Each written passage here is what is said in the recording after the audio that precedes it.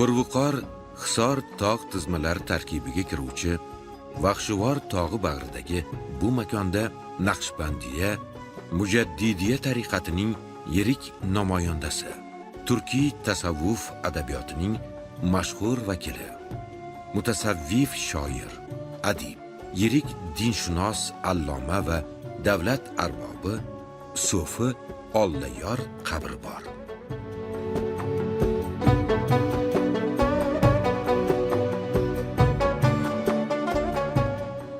So'fi Ollayyor 1644-yili Samarqand viloyatining Kattaqo'rg'on tumanidagi Minglar qishlog'ida tavallud topgan. Voyaga yetgach, Buxoroda ta'lim olib, arab va fors tillarini o'rganadi. Buxoro xoni Abdulazizxon tomonidan boj mahkamasiga boshliq etib tayinlanganidan ko'p o'tmay, darvishona fe'l, shoirona ko'ngil sohibi iste'fo berib, So'fi Navruzga shogird tushib, tariqatchi So'fiyga aylanadi. Ko'p o'tmay, shayxlik martabasiga ko'tarilib, avliyolik darajasiga erishib, Imom Rabboniy deb ulug'langan hindistonlik olim Ahmad Sirhindiy asos solgan Naqshbandiya Mujaddidiya tariqati da'vatchisiga aylanadi. Mujaddidiya so'zi bu sufilarga qanday nisbat berilishi, qayerdan kelib qolishi degan savollarga javob tarzida aytamizki, Imom Rabboniy mujaddid bo'lib, u kishi tariqatga Mujaddidiya so'zini qo'shganlaridan keyin bu yo'lda yuradiganlar hozirgacha davom etadi. Bu sufilarning silsilalari Naqshbandiya Mujaddidiya tariqati deb atala boshladi. Uning minglab shogirdlari va muxlislari bo'lgan. Ona qishlog'i Minglarni tark etib, tariqat targ'ibotida shahar va qishloqlarni kezganida ham bu muxlislar undan aslo ajramagan. Vahshivorga u bilan yuzlab izdoshlari kelishgan.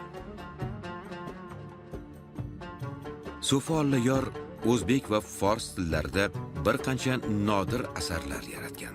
Manbalarda ta'kidlanishicha, mutasavvuf shoir taqvodorlar maslagi, Murodul Orifin, Sirojul Ojizin, Mahzanul Mut'iyin, Najotut Tolibin kabi asarlar yozgan. So'fi Ollayyor ijodining zamirida islom ma'rifati, ilm o'rganishga, jaholatga berilmaslikka, tariqatdan avval shariatni puxta egallashga, aqidada adashmaslikka, yuksak axloq qoidalarini egallashga da'vat yotadi. Uning bu chaqiriqlari bugungi yoshlarga, tariqat ixlosmandlariga, islom ma'rifati targ'ibotchilariga dasturul amal vazifasini o'tamoqda. So'fi Ollayyor ziyoratgohidan yil 12 oy mehmonlarning qadami uzilmaydi. Bu yerda nafaqat o'zbekistonliklarni, balki Tojikiston, Qozog'iston, Turkmaniston, hatto turkiyalik ziyoratchilarni ham uchratish mumkin. Ulug'vor sokinlikka ilohiy fayz bag'ishlab, tinimsiz o'qilayotgan Qur'on tilovatidan keyin savobini So'fi Ollayyor ruhiga bag'ishlayotgan bu ziyoratchilarning ba'zilari mutasavvuf olimning tasavvufiy ijodiga oshiq bo'lsalar, ba'zilari karomatgo'ylik xislatlari haqidagi rivoyatlardan hayratga tushadi.